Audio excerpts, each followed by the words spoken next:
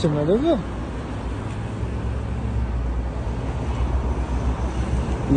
He, jonajon, men uchun dunyodagi eng qadrli bayroqchi bu. Bu dunyodagi eng qadrli bayroqchi. Egasi qani buni? Assalomu alaykum. Velosiped sizlardan? Bu velosiped sizdanmi? O'zbekistondan keldingizmi? Videoga olsam maylimi? Yaxshimisiz? Charchamayapsizmi? Ha, meniki. Shuni kutib turuvdik, sheriga oldin aql ketdi. Ha, shunday deng.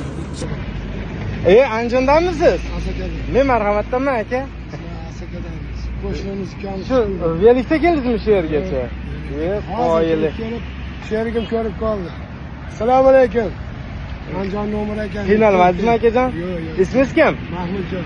Mahmudjon aka, meni ismim Qobiljon. Tanishganimdan xursandman siz bilan. Atiga O'zbekiston sayohati topaylik. Ha, O'zbekiston yozuvini ko'rib qoldim. Va tepada bayroq ham bor edi, olib tashlashdi-da. Ruxsat yo'q ekan. Katta bayrog'imizga ozgina anaqa qilishdi. Ha, sizni ham katta bayroqni olib tashlashdimi?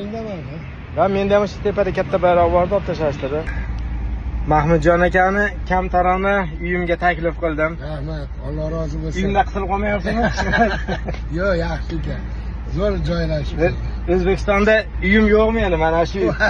Men vasiyat qo'yganman, qachonki men olamdan o'tib vafot etadigan bo'lsam, meni mana shu uydan chiqaringlar. Meni uyim shu deb vasiyat qo'yganman. Meni uyim shu aka. Bir xonalik, ichida hamma jihozlari bilan bor. Chiroyli ekan. Mahmudjon aka bilan o'tirib gaplashdik, sarguzashtlarni gapirib berdi. 45 kunda yetishib kelibdi bu yergacha. Qanday qilib kechalari qayerda qolishayotgani, qanday qilib yetib kelgani, hammasini bir boshdan gapirib berdi. Hozir anchagina sarguzashtlar o'tibdi boshidan, mashalloh. Oxiri mana shunday nima deydi, mehnatini, rohatini ko'radigan payt ketdi. Shunday bir muqaddas oylarda, shunday bir dunyodagi eng muqaddas shaharga kelib turibsiz. Allohdan so'rang, beradi, hamma aytganingizni beradi. Andijondan ekan. Asakadan. Fayzobod degan qishloqdan. Fayzobod degan qishlog'idan ekan. Qoyil akamizga qoyil qilib yubordim.